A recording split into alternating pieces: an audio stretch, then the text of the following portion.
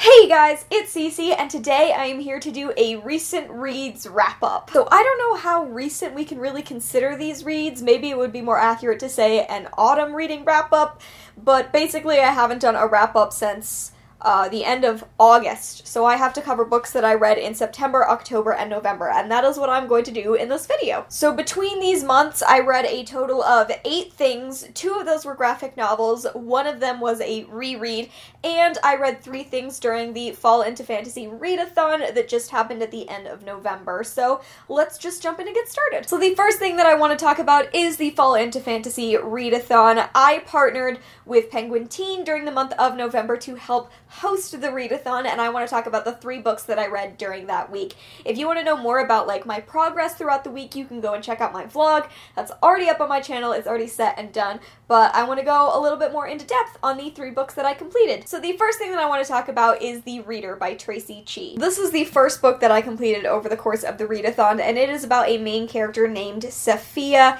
and it is set in a world where books don't exist. There isn't a concept of the written word. Sophia's parents are both dead, and she has been on the run from something. She's not really sure what it is, but she's been on the run with her aunt Nin, and then her aunt is taken from her, and so Sophia kind of sets out on a quest to learn what happened and to learn more about her parents. She also sets out to discover the object that she found in her parents' home the day that she escaped when her father was murdered, and when it turns out this item is a book. And so she has to slowly decipher it and teach herself to read to learn more of the secrets of what's going on. This was an absolutely magical, fascinating book, and I'm really excited because the other 2 books in the series are already out there in the world. So yay, future reading!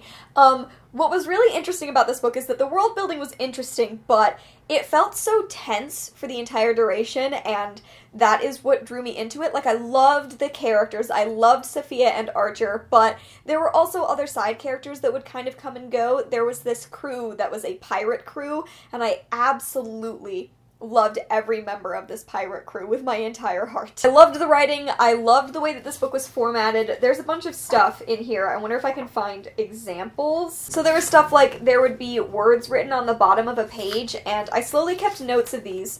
And they spelled out a few different phrases as I was reading. There we go. There's also occasionally stuff like this where it's explained later, but there are just things that are blurred or that fade out so you almost can't read them, and you're just really kind of interested to figure out why the book is formatted that way. And it was a really cool journey. It was a really cool reading experience from beginning to end, and I was really glad that this is what started the readathon out. I gave this one a strong 4 out of 5 stars. Maybe it ekes up to a little bit more than a 4. I really, really, really enjoyed it. The next book that I want to talk about is Kingdom of the Blazing Phoenix by Julie C. Dow. This is the second book and the concluding novel to the Forest of a Thousand Lanterns duology. Forest of a Thousand Lanterns is a retelling. It's a retelling of the Evil Queen Snow White story. The first book was an Evil Queen retelling, and then this book follows the Snow White character. And that is actually what tripped me up about this book, is that I didn't really like the Snow White character. What engaged me so much about the first book was reading about Shi Feng as this character who is incredibly interesting, multi-layered, and she makes bad decisions. It was a retelling that I enjoyed because it wasn't quite like anything I'd seen before, and it just made this one a little bit harder to get through because I liked the Snow White character, but I just kept remembering how much I enjoyed the reading experience of Forest of a Thousand Lanterns. I feel like this comes to a satisfying conclusion.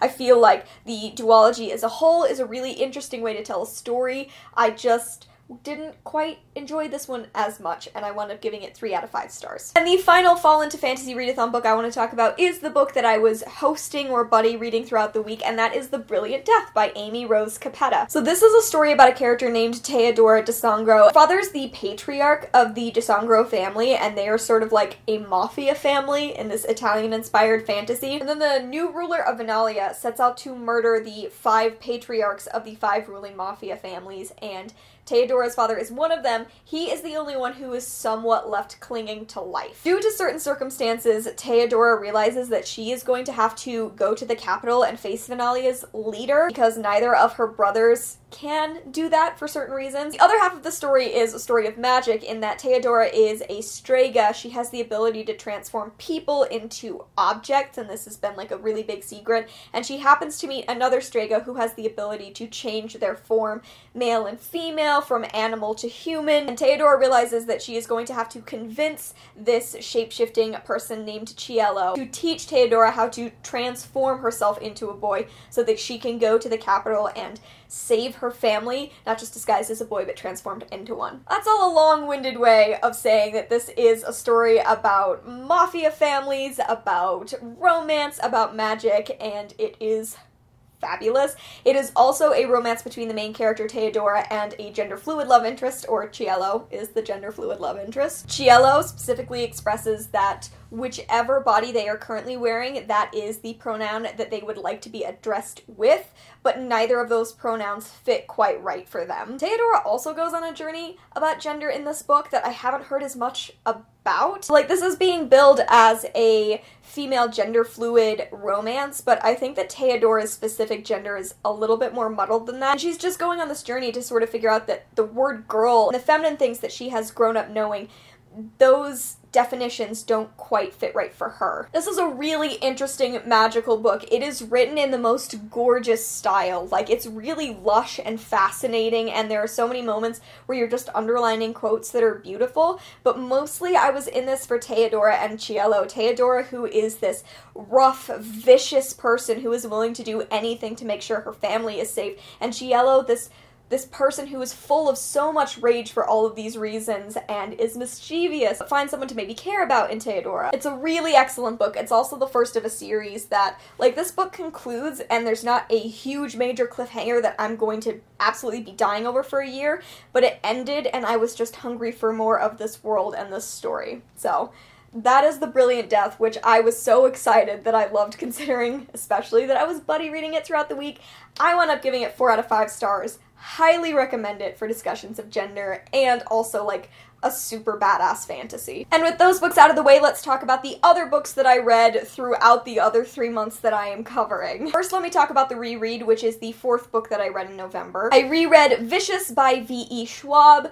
I read this near the beginning of my channel. It was, I think, 3 years ago. This is about 2 people, Victor and Eli, who were best friends in college and discover that the key to superpowers is near-death experiences, and it is told in alternating timelines from when Victor and Eli in college to 10 years later, which begins with Victor breaking out of prison, hell-bent on destroying Eli. Victoria Schwab is one of my all-time favorite authors. I absolutely adore her, and I enjoyed this just as much as I did the first time. I think I still gave it like a 4.5 star. Like, it's an excellent book, but I read it in preparation to read Vengeful later on. So, like, perfect reread. Absolutely loved it. I also read Final Draft by Riley Redgate. This was an e-arc that took me a really long time to read, and I don't really know why. I think if I reread it, I would love it even more than I did. This has a somewhat unexpected storyline, or at least it had an unexpected storyline for me.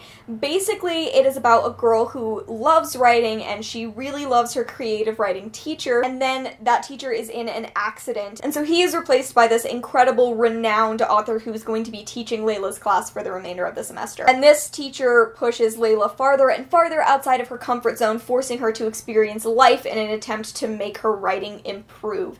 Now, that is what I knew about the story. What I didn't know was that this was a book about mental health. I didn't know that this was going to be a story about a character pushed to her limits and using that to recognize the things that might be going on in her own head that she hadn't been acknowledging before. This book had parts about depression near the second half that made me sob. Like, it just concludes in this way that is perfect and is completely unexpected from where I thought the story was going to go, which I feel like is Riley Redgate's thing for me now. I didn't think I was going to like Noteworthy because it was about something I wasn't interested in reading. Loved it.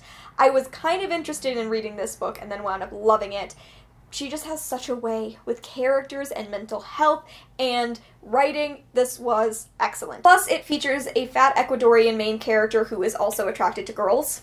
I believe she says that she's pansexual, and it's so good. Next, I want to talk about Witch Boy by Molly Knox Ostertag, which is a graphic novel I finally got the chance to read. Here is a little bit of a look into sort of the art style of this graphic novel, which is super delightful. If you've ever read Lumberjanes, Molly's now fiance, Noelle Stevenson, she created the Lumberjane series, and then Molly worked on it for a little bit as well. It just has sort of the lightness of the art style that Lumberjanes has. So if you like Lumberjanes, like, this is a perfect fit for you. This is about a boy named Aster, and in his family, girls grow up to become witches and boys grow up to become shapeshifters. The only problem is that Aster doesn't want to be a shapeshifter. He has an affinity for magic, and that is forbidden for a boy until the other boys start going missing, and Aster has some of the answers that people need. It just means revealing things about himself that he never wanted to have to reveal to his family, or things that he doesn't think his family will understand. This was delightful. I know that there's a second part of the graphic novel series, and I really, really want to read that now, but like, as far as stories about expectation, familial expectation, gender expectation, it's a beautiful story. It's also a really fun, inclusive story about magic and friendship and being yourself. It's just it's a really nice story, and I blazed through it in one sitting. It was delightful, and I gave it 4 out of 5 stars. So at the beginning of this, I said that there was 1 reread. That was a lie. There were 2 rereads, technically. So the next thing that I want to talk about is Check Please, Book 1 #hockey by Ngozi Ukazu. This is actually technically a reread. That's my bad. It's just that I forgot since this is the first time I'm reading it in physical form. So Check Please, also a graphic novel. Here is a little look at the art style. That is just kind of everything, the way it looks inside. This book is about a southern boy named Biddy. He is a pie-loving baker, a figure skater, and amateur hockey player who has just joined his university's hockey team his freshman year at Samwell. He's also a vlogger, and he's also possibly forming an ill-advised crush on his team's captain, Jack. This is one of my favorite things in existence. I've been talking about Check Please as a webcomic for a couple of years now just because I love it and it's so near and dear to my heart. This is a reread because I've already read the story multiple times all the way through. I just got to read it in a physical form this time. I'm still keeping up to date with the webcomic as it is released. It just updated.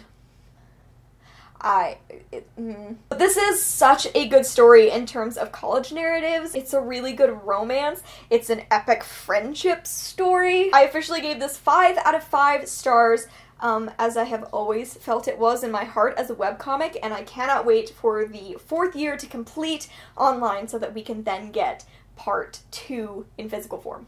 It's so exciting. Please, please, please, please, please, please read this graphic novel. And the final book that I want to talk about, one of my new all-time favorite books of all time, is Darius the Great is Not Okay by Adib Khoram. So this was released back in August, and like, I've tabbed it up now, but if I reread it, it would be even more tabbed. It's absolutely ridiculous. So this is a story about Darius Kellner, who has always felt really disconnected from his Persian roots. His mother is Persian, and his father is American. And then when his grandfather's health starts to fail, Darius and his entire family go to Iran to be with his grandfather, and Darius is dealing with this really flimsy connection to these roots. He's also dealing with depression, which he has had for a number of years and is medicated for, and then he meets this boy down the road, and they wind up becoming really fast friends, and like I sobbed from beginning to end of this book. I can't overstate how much I cried and how much of an emotional connection I felt to Darius. There are parts to him that I obviously can't relate to. I'm not biracial. But as far as mental health and analyzing mental health, like, I was